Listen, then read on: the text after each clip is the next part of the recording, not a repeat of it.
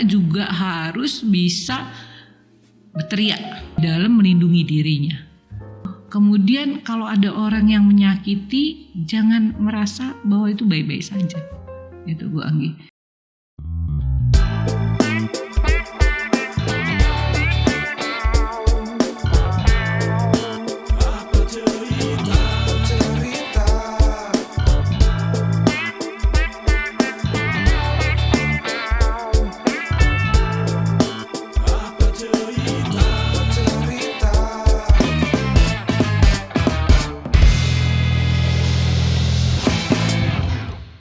Assalamualaikum warahmatullahi wabarakatuh.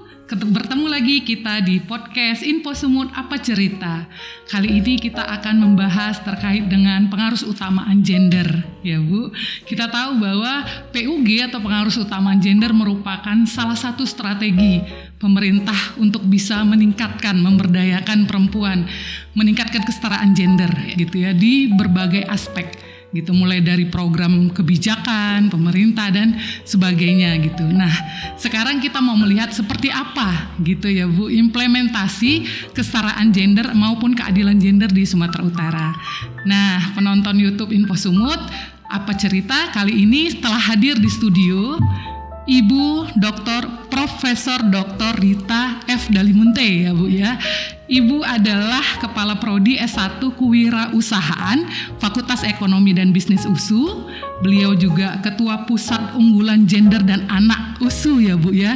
Dan juga Ketua Jaringan Perempuan untuk Kesejahteraan atau JAPUK Sumatera Utara. Tentu sudah sangat kompeten ya untuk berbicara tentang pengarus utamaan gender. Nah, ini kan Bu, PUG atau pengarus utamaan gender ini kan menjadi salah satu poin ya di dalam Millennium Development Goals kita gitu Bu. Iya, nah itu gimana nih Bu Ibu melihat di pembangunan gender di Sumatera Utara? Apakah sudah cukup baik, meningkat gitu kan? Termasuk pembangunan kita ini sudah sensitif gender apa belum gitu Bu? Sama juga dengan literasi gender kita seperti apa Bu? Itu bagaimana ini Ibu melihatnya? Oke, terima kasih Bu Anggi. Saya sapa dulu ya. Halo, apa kabar untuk semuanya teman-teman yang ada di mana ya aktivitas podcast ini. Terima kasih buat Bu Anggi, tentu saja Infocom di Provinsi Sumatera Utara ini yang sudah mengundang saya. Saya sebenarnya sangat bersyukur ya diundang oleh Infocom untuk bincang-bincang soal gender. Apa itu gender? Kenapa harus ada pengarus utamaan gender? Karena gini Bu Anggi, sebenarnya kita harus sensitif gender. Suka nggak suka, pengarus utamaan gender itu sebenarnya lebih membahas regulasi atau kebijakan yang diberikan oleh pemerintah. Sebenarnya udah ada instruksi Presiden nomor 9 tahun 2000 itu sudah mulai. Ya, ada ketimpangan kali ya, ada apa tentang gender itu artinya keadilan. Pengarusan utama gender ini lebih ke regulasi dan program yang dibuat oleh pemerintah. SEQ hari ini adalah pemerintah Provinsi Sumatera Utara dengan kabupaten kota yang ada di Provinsi Sumatera Utara ini yang lebih dari 30 kabupaten kota. Tentu saja harus pengarus utamaan ini sudah sampai di mana sebenarnya perencanaannya. Perencanaan mulai dari perencanaan sampai evaluasi itu sudah dilakukan apa tidak. Kenapa harus sensitif gender? Karena mengingat bahwa penduduk Sumatera Utara yang 15 juta lebih ini sebenarnya 50 sekian persennya itu perempuan. Ya, itu kan modal sumber daya manusia, SDM. Kalau cerita gender, cerita pengarus utama gender itu cerita tentang human being-nya, apa yang dilakukan oleh pemerintah dan kita semua dalam program itu cukup tidak. Harus juga tentang regulasi yang akan diberikan. Kemudian implementasinya di mana? Tentu aja di activity. Mulai dari hulu hilir ya. Artinya gini, karena pengarus utamaan gender ini kan berkaitan dengan sosial, politik, ekonomi. Terutama kalau kita cerita sosial, ekonomi, politik, tahun depan kita ada pemilihan, misalnya pilkada atau ada anggota dewan. Itu kenapa harus 30? Karena memang para ibu, para perempuan itu masih belum confidence ya. Itu masih. Kemudian yang kedua masalah ekonomi. Ekonomi keluarga itu di backup kebanyakan oleh perempuan. Tapi hari ini alhamdulillah kemarin Pak PJ Gubernur sudah menyatakan waktu ada verifikasi tentang pengaruh utama gender dari pusat itu udah naik nih. Dari tahun 2022 90, sekian persen, sekarang udah di 91, alhamdulillah. Namun kalau kita lihat lagi di anggaran, apakah di setiap anggaran kabupaten kota dan provinsi sudah mendukung kegiatan ini? Kalau saya bilang belum, masih di nomor berapa. Itu lebih banyak ke fisik kita masih mikir. Padahal kalau kita cerita pengaruh utama gender itu cerita manusia. Cerita ada orang di dalamnya, ada perempuan di dalamnya. Siapa perempuan ini? Perempuan ini kan the center of life dari satu keluarga. Kalau ibunya kuat, anaknya tangguh, anaknya hebat, rumah tangga bisa sejahtera. Terutama di ekonomi keluarga ini penting ya. Kalau membangun ekonomi keluarga UMKM, misalnya saya dan Japuk, Jaringan Perempuan untuk Kesejahteraan itu lebih berfokus kepada perempuan dan ekonomi keluarganya. Nah, kenapa perempuan dan ekonomi keluarganya? Ibu-ibu ini sebaiknya punya kemampuan dalam melibatkan dirinya untuk menjadi produktif. Kenapa dia harus produktif? Karena dia sekarang ini kan keluarga itu bukan hanya bapak sebagai pemberi nafkah utama. Karena kalau zaman dulu ya mungkin. Kalau sekarang ini kerja bareng harusnya supaya lebih sejahtera. Misalnya hari ini juga Sumatera Utara sedang disibukkan misalnya masalah UMR, ya kan, tentang keuangan berapa sih seharusnya. Nah, hidup di Sumatera Utara ini kalau dihitung-hitung dari sisi ekonomi saya dan teman-teman dan anak mahasiswa saya di kampus itu 6-7 juta. Ya. Baru ideal ya. Baru bukan, itu udah masih standar. Masih standar. Dengan 2 orang tua, ibu dan ayah bersama 3 anak. Kenapa? Karena pertama dia hidup di akomodasinya. Misalnya makan, akomodasi itu tempat tinggal, miscellaneous, air, listrik, semua itu. Kemudian juga biaya hidup, makan sehari-hari. Nah itu kelihatannya UMR kita itu masih di sekitar 3, sekian juta ya. Ini kayaknya mau didorong sampai 4,5. Tapi itu kan bukan satu-satunya. Bisa nggak ibu sebagai kepala rumah tangga yang membackup suami kan gitu ya, mitranya, menjadi dia berkemampuan untuk membuat dia lebih produktif, bisa menghasilkan suatu produk atau jasa yang menambah penghasilan. Nah itu juga menjadi pengaruh utama gender ya. Tapi seharusnya itu dibuat di anggaran regulasi apa yang harus. Karena kan itu harus ada pendidikan, pelatihan, terus diseminasi, ada literasi gender. Iya, literasi gender. Seperti apa yang harus dilakukan. Di samping itu dia juga punya skill. Itu ya, literasinya di skill, karena lapangan pekerjaan sekarang kan memang Sumut itu 9-10% nganggur loh. Itu terutama untuk university yang baru tamat gitu ya. Seharusnya mereka tidak lagi mencari pekerjaan tetapi membuka lapangan pekerjaan dengan adanya pengaruh utama gender. Disiapkannya fasilitas tentang pelatihan, pengembangan diri. Saya yakin ekonomi Sumut ini bisa lebih dari 5, menjadi 6%. Kenapa? Karena kalau kita bicara ekonomi kan kita bicara tentang hasil yang diproduktif. Makanya seharusnya Sumatera Utara dengan kebijakannya, dengan programnya membangun womanpreneur. Wirausaha perempuan, wirausaha siapa dia? Ibu-ibu rumah tangga, keluarga. Dalam artian walaupun dia nanti tetap di literasi, bahwa ibu itu sebetulnya penyangga utama keluarga juga. Anak-anak tetap harus diperhatikan ya Bu, karena sekarang juga banyak sekali predator kalau saya bilang yang bisa membuat anak-anak itu miris juga dengan kekerasan seksual, dengan ini. Makanya itu penting sekali kita duduk sama yuk bareng, terutama itu di mana, di perencanaan pembangunan sumut. Apalagi sekarang lagi ada peralihan RPJMP ya, yang dari kemarin setelah selesai gubernur kan itu ya 2024 ini kan akan ada perencanaan pembangunan peralihan yang sampai nanti 2024-2026. Nah itu penting sekali mengubah mindset bahwa tidak hanya fisik ya yang harus kita perhatikan, tapi kita juga memperhatikan human being-nya. Well-being dari semua orang yang ada, termasuk di dalamnya perempuan, anak. Nah itu dari mana juga bisa dilakukan, dari mulai perencanaan, karena pengaruh utama gender itu sebenarnya perencanaan. Kalau Kak Anggi lihat di kantor di sini, apakah misal contoh kantor gubernur ini berapa sih pegawai perempuan, pegawai laki-laki? Keberimbangan. Bukan hanya keberimbangan di situ aja, termasuk di dalamnya dalam fasilitas. Contoh, jadi gender ini bukan hanya untuk laki perempuan aja ya Kak Anggi. Misalnya ada berapa 1% nggak disabilitas diterima sebagai pegawai.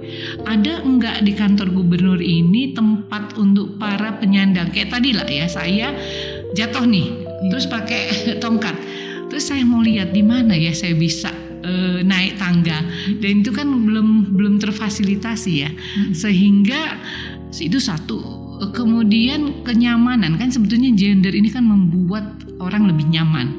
Kemudian ada nggak tempat laktasi? Saya tengok ada ya, tetapi tempat anak-anak, misalnya ibu-ibu di sini berapa usia produktifnya? Udah dihitung nggak nih? Kemudian ketika ada usia produktif, berapa banyak ibu yang baru melahirkan anak yang balita? Ada ruang nggak untuk tempat aman anak yang momnya kerja tapi anaknya masih ada di sekitar dia karena dia butuh minum susu atau dia butuh perhatian? Karena kalau dititip sama orang belum tentu juga safe ya. Nah itu juga. Terus antara toilet, kan kita itu selalu sama, laki perempuan, satu toilet laki, satu toilet perempuan. Padahal kita tidak menghitung jumlah perempuannya berapa, jumlah laki-lakinya berapa. Kemudian kita belum lagi ngelihat kalau ibu-ibu ini pakai jilbab, ada nggak tempat gantungan jilbabnya? Atau itu yang harus dilihat di dalam bentuk layout segala sesuatu itu. Jadi dari sisi regulasi, activity di program harusnya ada gitu ya. Implementasinya sehingga kenyamanan itu ada di sisi perempuan. Perempuan kerja ya, tetapi dia kan juga sebagai ibu. Kalau dia sebagai ibu kan dia punya waktu-waktu produktif untuk melahirkan ya. Ketika dia melahirkan punya anak, terus dia kemana anaknya? Habis melahirkan dia 3 bulan selesai, dia kan harus kerja kembali. Itu ada nggak dimasukkan di dalam anggaran PUG? Nah itu yang harus kita perhatian kalikan ke kehidupan sehari-hari, sehingga sebenarnya kita sedang menyelamatkan bangsa ini dalam sisi ekonomi dan social life-nya. Misalnya istri itu waktu saya masih lihat COVID itu ya kan, saya kemarin tuh jadi ketua pemulihan ekonomi itu Bu, itu banyak sekali saya dapat lihat dari kenapa para istri minta cerai, karena suaminya nggak dapat pekerjaan, lagi di stop karena memang waktu itu semua tutup ya. Nah kemudian istrinya mau bikin apa kalau dia nggak punya pinteran? Oleh karena itu sejak itulah kami mendirikan Japo. Kalau suami nggak bekerja belum berarti kalau istri minta cerai itu semua selesai, nggak kan? Nggak selesai. Karena hancurnya sebuah rumah tangga, hancurnya kehidupan anak, itu kan akan berbahaya. Oleh karena itu kita harus nyiapin perempuan yang tangguh gitu. Sebetulnya semua perempuan ini punya kemampuan kalau dia dilatih. Nanti mungkin ada Dinas Tenaga Kerja, ada Kementerian Infokom, ini juga ada UKM-nya ya. Kemudian ada Dinas UMKM yang bisa fokus juga ke womanpreneur, sehingga para ibu ini diharapkan juga bisa membackup ekonomi suami. Jadi rumah tangga tetap sejahtera walaupun up and down dari kehidupan ekonomi akibat ada disaster, akibat adanya penyakit, akibat adanya perubahan ekonomi, kita tetap kuat gitu ya. Karena apapun ceritanya, ekonomi itu penting, Bu ya. Nah, ini menarik nih Bu kalau melihat peran perempuan gitu kan, work of balance kalau kita bicara bahwa perempuan itu tentu istimewanya ketika dia masuk di ranah publik bekerja, tapi dia juga harus mengurusin perintilan yang domestik gitu kan Bu. Dia juga harus disibukkan dengan beban ganda di rumah gitu. Nah, ini bagaimana Ibu melihat ya keseimbangan itu dan juga dampaknya bagi perempuan yang memiliki beban ganda itu gitu. Sebenarnya perempuan beban ganda itu bisa kita ubah culture-nya sedikit ya. Misalnya jadilah suami siaga juga gitu ya. Jadi pembagian kerja di keluarga, di rumah, di anak itu juga enggak lagi walaupun istri kerja di luar terus di domestik 100% juga istri, harusnya mindsetnya diubah. Jadi ada manage antara di keluarga itu ya. Sebenarnya bisa nggak ya berbagi antara istri dan suami dalam berbagi urusan tadi keuangan, kemudian urusan domestik. Misalnya suami ngapain ya di rumah? Apakah suami ketika mengajari anaknya belajar itu boleh nggak ya? Seharusnya kan boleh. Karena saya membaca satu jurnal, anak-anak perempuan, anak laki yang dekat dengan ayahnya itu di otak kanannya lebih jalan, Bu. Itu saya lupa jurnalnya. Karena ayah itu sebenarnya membuat anak lebih punya kemampuan, lebih punya confidence untuk mengambil keputusan. Itu katanya sih, dalam penelitian itu para ayah itu biasanya membuat anak-anak perempuan dan anak laki lebih confidence dalam leadership. Karena ayah-ayah itu menunjukkan kenapa kita bisa mengambil suatu keputusan sebagai seorang gitu ya. Jadi jangan salah, ayah ini perannya penting dalam keluarga, bukan hanya penyertaan dia saham uang aja, tetapi membesarkan anak. Dari contoh saya dekat sekali sama ayah saya belajar banyak dari ayah saya. Ayah ini kan kebanyakan keep, dia nggak terlalu banyak bicara ya, tetapi ketika dia bilang ini kenapa nggak boleh, itu what the reason, kata ayah saya, kenapa alasannya. Kalau ibu saya kan gitu, tapi dia nggak bilang kenapa alasan. Tapi kalau ayah-ayah, ini nggak boleh loh Inang, katanya. Kenapa nggak boleh, Dek? Ini A, B, C, O ya. Nah itu ternyata itu lebih sabar, dan saya sekarang selalu itu inget loh. Apa ya alasannya? Kenapa saya ngambil keputusan gini? Itu perlu oleh seorang anak di dalam membuat keteladanan. Jadi itu mungkin Bu. Jadi work of balance-nya itu nggak terlalu, ibu-ibu nggak keras.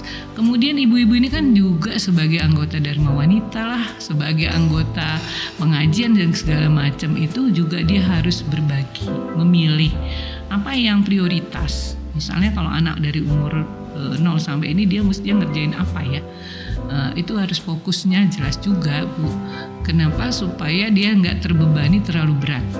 Karena kalau ibunya bebannya berat sekali, dia juga capek, dia stres. Nah, anak-anak itu juga punya sangat. Jadi ibu-ibu yang happiness, ibu-ibu yang bahagia, biasanya anaknya juga happy ya, bahagia. Karena itu diperlukan. Jadi kualitas pertemuan, quality time itu penting.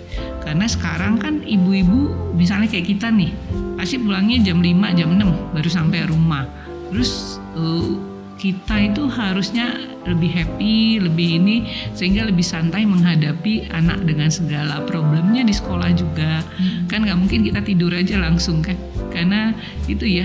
Terus kalau yang kayak gitu tuh, terus bapaknya ada di mana, itu mesti didiskusikan. Jadi manajemen waktu, manajemen keluarga penting juga ya.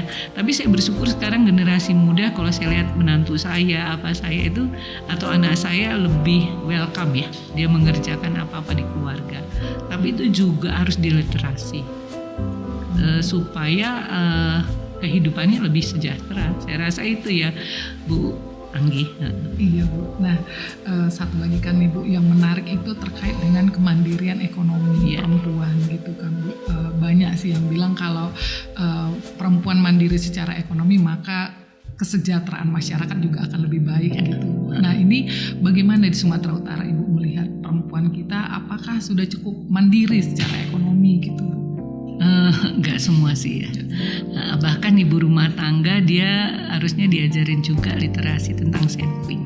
Jadi bukan hanya dia menghasilkan uang, tapi dia juga harus belajar sebenarnya kemanfaatan uang gitu ya, menabung. Itu menabung di Sumatera Utara masih kecil kalau saya lihat, karena saya pernah tanya sama mahasiswa saya, coba deh teliti ibu-ibu nabungnya berapa persen, apakah lebih banyak pasaknya daripada tiangnya gitu ya. Nah menabung, terus juga aktivitas dia dalam bisnis, terus perempuan masuk ke pasar modal itu kayaknya nggak lebih dari 2% gitu. Padahal ekonomi itu boleh ya, ekonomi ini yang aktif misalnya jadi produsen menghasilkan, tapi boleh juga yang pasif. Misalnya dia ikut di dalam masuk ke pasar modal, dia masuk ke dana reksa. Nah itu kelihatannya di perempuan Sumatera Utara masih minim ya. Sebenarnya kalau bank-bank, apakah Bank Sumut, BNI atau apa, mau saya sebenarnya di Kadeks kemarin kan, karena saya direktur eksekutif Kadeks juga, kemarin dengan pasar modal syariah udah mulai manggil siapa aja yang diliterasi bahwa sebenarnya kalau kita nggak punya waktu untuk berbisnis tuh kita bisa menyerahkan penyertaan modal kita sehingga ekonomi Sumut makin baik ya. Itu sangat penting sebenarnya, karena saving itu kan bahagian dari mengatasi inflasi ya. Saya rasa itu juga keinginan perempuan untuk belanja yang luar biasa. Itu perlu di-manage juga ya Bu ya. Sambil mungkin pemerintah Sumatera Utara melalui OJK atau melalui OJK ya, BI itu memberikan lagi literasi tentang pentingnya saving, tentang pentingnya kenapa perempuan harus produktif seperti itu. Problematika kita Bu di masyarakat ini yang mungkin banyak sudah terjadi dan semakin meningkat nih Bu. Ini kan sulitnya akses ke permodalan ke perbankan ini kan menjadi salah satu kendala perempuan gitu ya untuk meminjam modal ke bank. Akhirnya perempuan itu banyak memilih yang gampang gitu, jalan pintas gitu ke pinjaman pinjaman online, dan ternyata ini bukan solusi gitu Bu, malah menjadi masalah baru. Nah ini bagaimana Ibu melihat fenomena ini dan kira-kira apa gitu Bu solusinya gitu? Sebenarnya pinjol ini harusnya ditertibkan dulu ya sama perbankan, misalnya OJK dan mungkin juga sama BI ya, tentang apa aturan mainnya, terus tentang boleh enggaknya dia regulasinya ya, sehingga enggak semua pinjol itu bisa di mana-mana. Kemudian ketika ada penagihan, itu yang paling gawat ya. Di pinjol ini kan penagihannya bisa memakai kekerasan, dalam artian dia di WA itu kan bikin si peminjam stres gitu ya. Ada saudara saya gitu terus-terusan diteror, kemudian dia dimalu-maluin. Nah itu kan harusnya ada sertifikasi untuk para pinjol ini yang SDM-nya dalam nagih gitu. Terus boleh berapa persen ya gitu ya. Aturannya yang paling bahaya itu kan sensitifnya itu kan pinjol ini bisa berapa persen tingkat bunganya. Kemudian nanti ibu-ibu yang minjem itu pinjem lagi untuk menutup yang satu lagi. Itu banyak kita baca kasus-kasus seperti itu, dan saya melihat bahwa ada saudara saya yang kena itu luar biasa. Yang dia pinjam 20 juta, dia akhirnya harus bayar 100 juta gitu ya. Nah itu karena dari satu pinjol ke satu pinjol yang lain untuk nutupin itu. Nah kalau saya lihat itu harusnya diketatin. Kemudian ibu-ibu direterasi bahwa kelihatan janji-janji manisnya, tapi setelahnya itu bisa berbahaya bagi kehidupan ekonomi keluarga gitu Bu. Nah kalau yang paling sebenarnya bagus adalah bahwa setiap orang harusnya mengetahui kebermanfaatan uang untuk disimpan, kemudian jangan besar pasak daripada tiang. Itu harus, misalnya kalau kita punya pendapatan 10 juta, mestinya kita belanjanya ada savingnya 2 jutaan atau 3 itu dari mana? Dari pola hidup. Kemudian kita juga ngajarin di Japuk sama ini sekarang bersama dengan Ibu Apsari itu ada kelapa muda itu, jadi di keluarga itu sebaiknya juga bisa nanam apa aja gitu ya, untuk sayur. Nah di pekarangan rumah ternyata setelah dihitung-hitung sama mahasiswa saya itu nanam sayur, nanam apa kalau bisa, terus ikan itu kira-kira 20% bisa saving money untuk kegiatan keluarga bisa dari situ. Misalnya terus apa yang bisa kita lakukan, misalnya kalau makan buah, makan sayur, sampahnya dikemanain, itu bisa jadi pupuk, jadi apa.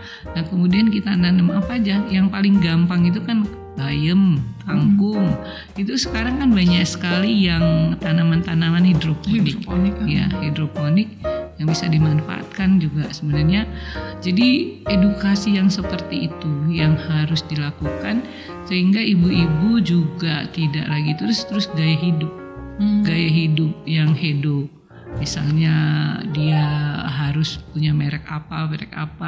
Nah itu memang harus kita memberi contoh ya Bu ya, bahwa produk dalam negeri itu ya bagus sih sebenarnya, sehingga anggaran kita cukup, atau membeli itu berdasarkan kebutuhan bukan keinginan. Nah itu harus diedukasi sih sebetulnya. Setiap orang harus saling walas itu, mengingatkan. Kalau semua orang kan sebetulnya pengen yang baru, tetapi apakah kita membeli sesuatu yang baru itu betul-betul penting? Gitu. Pentingkah itu, atau bermanfaatkah itu, atau tidak perlu terlalu banyak? Kalau saya bicara ini juga karena saya juga orang lingkungan. Kenapa kita harus punya 50 baju kalau 10 baju cukup gitu ya, tapi bisa dipadu padan misalnya gitu ya. Atau kita mengajarkan lingkungan kita atau ini gimana ya kalau kita udah baju yang nggak terpakai kita saling sharing gitu, kayak di luar saya pernah lihat di Australia gitu ya, ada pasar, jadi tiap ada seminggu sekali tuh ada pasar bertukar produk ya gitu. Misalnya ibu ini udah jilbabnya udahlah gitu, saya mau yang lain, terus nanti ada ibu lain punya jilbab lain, terus itu sesama di pasar itu saling membeli, saling menukar, dan itu harganya lebih murah gitu. Terus jadi semua produk itu bisa nggak usah beli sih sebetulnya, saling sharing aja. Dengan ada yang di situ di lingkungan kita di ini itu lebih apa ya, karena gimana juga hidup ini kan harus ada yang ditabung, karena belum tentu juga semua kehidupan ini berlangsung baik-baik saja. Harus ada safety money ya untuk kehidupan sebenarnya. Iya.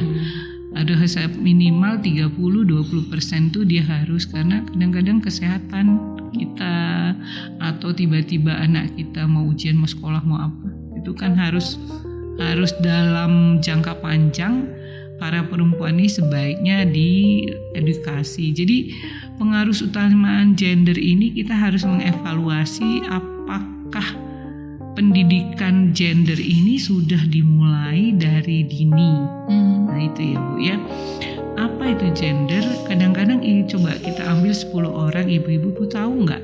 Cuman mereka bilang itu adanya ketidakadilan antara laki dan perempuan. Bukan itu. Gender itu sebetulnya bukan karena ketidakadilan aja, tetapi bagaimana kesetaraannya, cara pola pikirnya, kemudian apa yang bisa membuat semua orang menjadi lebih nyaman gitu loh. Jadi gender ini bukan hanya untuk perempuan saja, tapi untuk lansia juga. Apakah misalnya contoh, kalau saya di kampus bilang, kalau seumur saya, apakah para pengambil keputusan untuk nyusun kelas aja untuk orang yang umur 60 tahun dosen sama dengan anak muda itu disamain?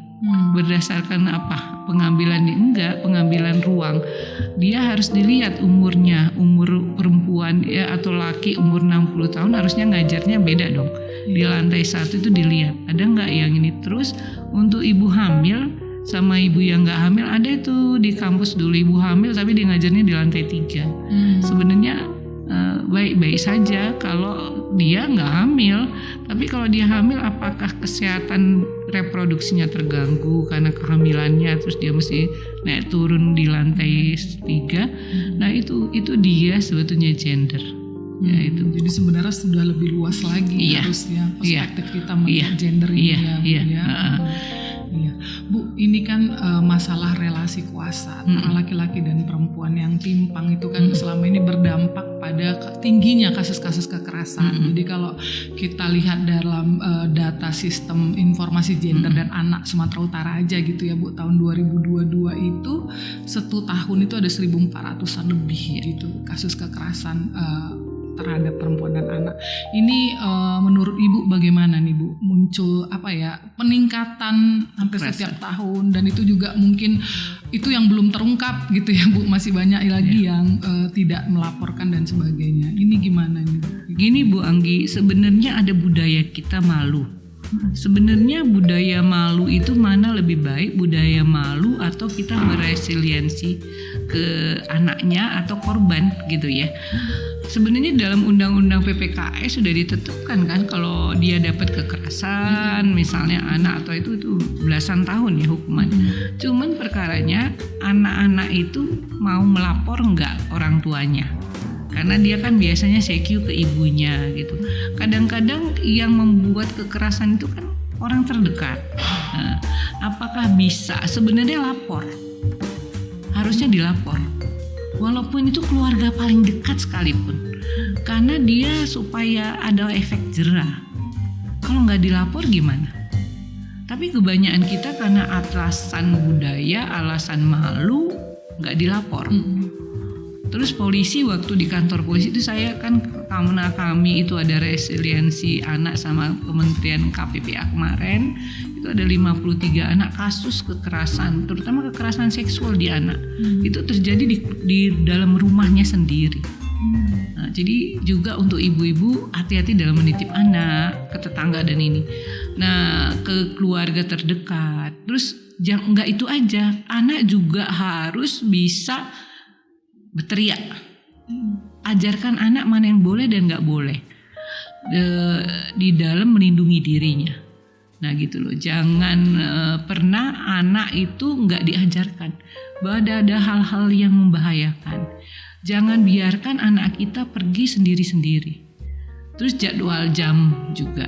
Misalnya, nah saya sebetulnya berharap ini dari mulai di sekolah kali ya Bu ya, diajarkan apa yang penting diberitahu ke anak-anak, atau kita mestinya dari mulai desa atau lurah di kabupaten kota ini ada desa, ada kelurahan. Untuk kota kelurahan, untuk kabupaten desa ya. Itu seharusnya sudah punya namanya komunitas anak, ya kan ada ya forum anak. Di forum anak ini diperkenalkan Bu, atau dia di sekolah ramah anak. Itu harusnya diperkenalkan ada yang berbahaya untuk anak dan kita perempuan kalau kita tidak hati-hati itu, dan itu harus diliterasi. Apa yang dia harus lakukan? 1, misalnya dia harus berteriak. 2, dia jangan terlalu percaya sama orang. kalau ada orang yang ngajak atau yang mencurigakan, dia harus kemana melapor. Kemudian kalau ada orang yang menyakiti, jangan merasa bahwa itu baik-baik saja. Itu Bu Anggi. Jadi memang banyak ya. Saya masih berharap Dinas Pendidikan Provinsi, Kabupaten, Kota itu mulai care-nya bukan hanya ke kurikulum, juga keamanan dan kenyamanan. Bukan hanya anak perempuan, anak laki juga. Sekarang banyak sekali anak laki juga perlakuannya bisa aja kekerasan sesama teman, di bullying atau di di perundungan itu juga. Jadi etik, sopan santun apa itu juga diajarkan.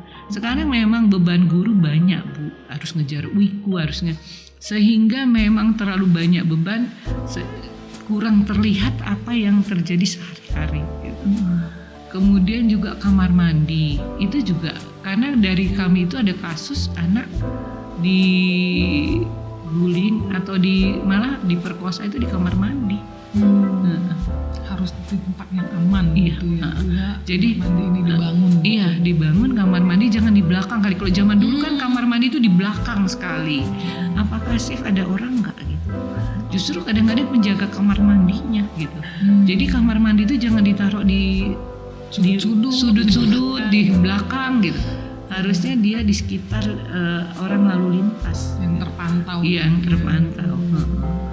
Jadi sebenarnya banyak hal yang bisa dilakukan untuk meminimalisir tingkat kekerasan. Iya. Baik. Terutama dia berani mengungkap, berani melapor. Itu yang harus kita canangkan ke anak-anak kita canangkan, ke perempuan-perempuan juga. Ibu jangan pernah takut, gitu loh, untuk melapor. Karena sebenarnya sih aparat juga udah siap.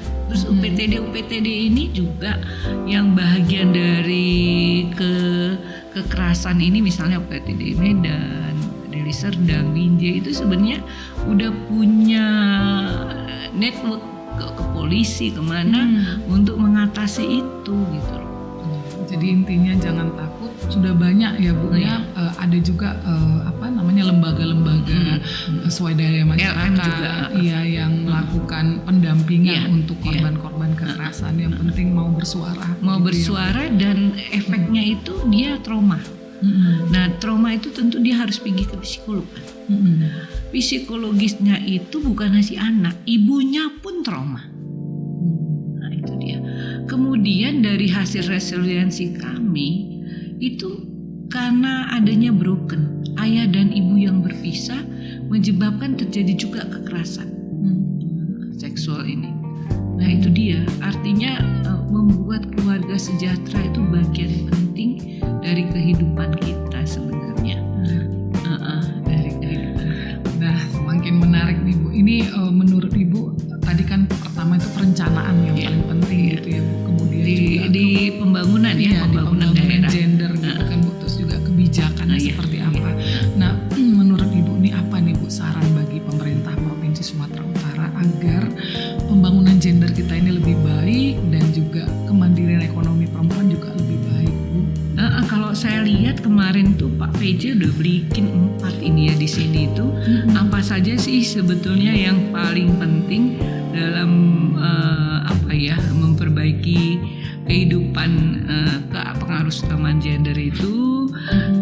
Bagi tim verifikasi tentang adanya anugerah Eka Praya itu adalah di Sumut ini berdasarkan kegiatan kenapa kita bisa naik ya di pemberdayaan gender itu 2022 69,33%, sebelumnya 67,79% untuk tahun 2001 tentang pemberdayaannya. Kalau dia tentang indeksnya itu dari tahun 2020 90,73, sekarang 91,6%. Itu adalah bagaimana kemampuan mengembangkan ini. Menurut Pak Hasanuddin itu yang pertama adalah mengurangi kemiskinan, ya kan Bu. Untuk itu ada 4 katanya yang sehingga sumber daya manusia berdaya saing dan mandiri. Yang paling penting itu Sumut ini kalau menurut beliau, tapi seharusnya diaplikasikan di keuangan juga di anggaran. Misalnya Bapeda itu mestinya membuat perencanaan itu ya, dimasukkan itu fokus utama juga ya Bu ya, yang sehingga bisa dicegah penanganan kekerasan perempuan secara komprehensif melalui edukasi masyarakat. Masyarakat ini memang harus diedukasi, termasuk di tempat Ibu Infocom ini kan harusnya ada nggak berapa anggaran untuk itu? Kan belum ada pencanangannya Bu, yang fokusnya ke gender. Kalau saya tanya ke Infocom, ada nggak berapa? Atau secara menyeluruh? Kan belum pernah kita data terpilah ya Bu, anggaran terpilah, data terpilah, sehingga perempuan dan anak itu di dalam UPTD PPA-nya terstandar. Bagaimana sih standarisasi lembaga layanan di kabupaten kota di Sumut? Itu juga belum. Standarisasi dari 30 kabupaten kota ini 33 ya. 33 itu harusnya terstandarisasi, sehingga kalau saya ngomong-ngomong dengan Bu Mana Wasalwa itu anggarannya kecil sekali untuk OPD Dinas PPPA ini, sangat kecil. Oleh karena itu kita berharap ini harusnya dinaikkan, sehingga apa yang dilakukan oleh Dinas PPA Provinsi Sumatera Utara ini lebih bisa memberikan aspirasi kepada masyarakat. Apapun ceritanya sebenarnya kan uang anggaran itu harus ada, di mana di dalam keuangan anggaran itu untuk melakukan aktivitas ini kan memang harus di backup ya dengan anggaran ya.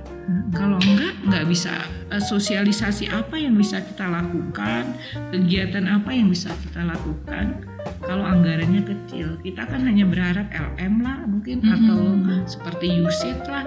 Tapi kan sebenarnya kalau semua kabupaten kota udah punya standar berapa sih persen dari setiap anggaran untuk kegiatan aktivitas ini, saya sangat yakin bahwa kemiskinan, adanya kekerasan seksual itu akan membuat ekonomi Sumatera Utara lebih baik.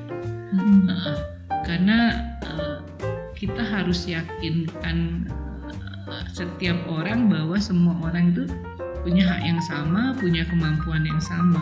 Yang berbeda itu kan sebenarnya biologisnya aja. Perempuan tuh melahirkan, punya anak, tapi kalau membesarkan anak dan memelihara anak itu semua kan sama-sama. Bahkan nama saya Rita Fatimah Dalimunte itu kan marganya bukan nama marga ibu saya Lubis, ya kan, bukan Ibu Anggia Lubis gitu. Saya jadi Rita Fatimah Lubis. Padahal ayah saya meninggal masih ibu saya sangat muda ya. Jadi saya masih kecil udah jadi anak yatim, tapi saya tetap pakai Dalimunte kan. Marga dari ayah. Marga dari ayah. Artinya kekuatan patriarki itu kan masih kuat. Tetapi ketika membangun suatu daerah wilayah itu kelihatannya masih belum menjadi fokus utama. Sehingga perempuan merasa dia harus berdaya, tangguh dan mandiri. Apapun yang terjadi di keluarganya, dia harus bisa tough. Karena kalau perempuan ibu tidak tough, itu pengalaman saya. Ketika ayah saya meninggal umur 40-an, ibu saya itu harus kuat. Membesarkan anak 4 orang, mencari makan, kemudian dia bagaimana mengembangkan dianya juga dan anak-anaknya supaya kehidupannya layak gitu ya, sekolahnya jalan apanya. Jadi itu yang membuat saya akhirnya merasa bahwa perempuan ini harus diberikan literasi, pendidikan. Dia memang harus jadi perempuan tangguh dan dia harus punya soft skill. Dia harus punya soft dan hard skill untuk mengatasi kehidupan keberlangsungan, agar ketika dia menjadi janda atau apa, anaknya akan dapat kehidupan yang layak gitu. Bu, ini terakhir nih Bu, terkait dengan pesan Ibu mungkin kepada perempuan-perempuan ya di Sumatera Utara maupun di Indonesia. Apa nih Bu pesan Ibu supaya perempuan itu ya tangguh, berani gitu kan, dan juga berdaya secara ekonomi Bu? Sebenarnya gini ya, pesan saya sebetulnya perempuan tuh sebetulnya hebat. Kalau kita menyadari bahwa sebetulnya kita hebat, kita punya kemampuan, kemudian juga tapi jangan lupa kita juga positioningnya sebagai istri dan perempuan juga adalah ibu. Jadi memang perempuan tuh hebat diciptakan Allah, multi talent. Perempuan yang multi talent adalah perempuan yang bisa awareness, yang bisa sadar terhadap apa sih yang harus dilakukan, apakah itu dalam jangka pendek dan panjang. Dan jangan pernah takut, segan untuk menyatakan, maksud saya memberdayakan diri, mengeksploitasi diri tentang apa yang dia punya. Kemudian dia harusnya punya komunitas, ya kan Bu, bergaul di lingkungan. Kemudian satu lagi harus menyadari bahwa Sang Maha Pencipta itu menciptakan kita itu ada tujuan. Tujuan yang paling luar biasa adalah ketika perempuan bisa berbagi, bisa saling mensupport, kemudian dia bisa menjadi center of life di keluarganya. Saya rasa itu ya. Baik, terima kasih Ibu, udah begitu banyak insight dari Ibu, masukan gitu ya, bagaimana untuk menguatkan kemandirian ekonomi perempuan dan juga meningkatkan ya pembangunan gender kita di Sumatera Utara. Nah, begitu bincang-bincang kita dengan Ibu Profesor Dr. Rita Dalimunte. Itu tadi kita sudah berbincang bagaimana perempuan itu harus maju, berdaya dan tangguh karena perempuan itu multi talent dan juga istimewa. Ya Bu, jadi sangat menarik dan tentunya setelah ini bakal ada podcast-podcast yang menarik di podcast Info Sumut Apa Cerita. Nantikan dan jangan lupa subscribe, like, dan komen di podcast kita. Terima kasih Ibu telah hadir di studio. Terima kasih penonton YouTube Info Sumut Apa Cerita. Assalamualaikum warahmatullahi wabarakatuh.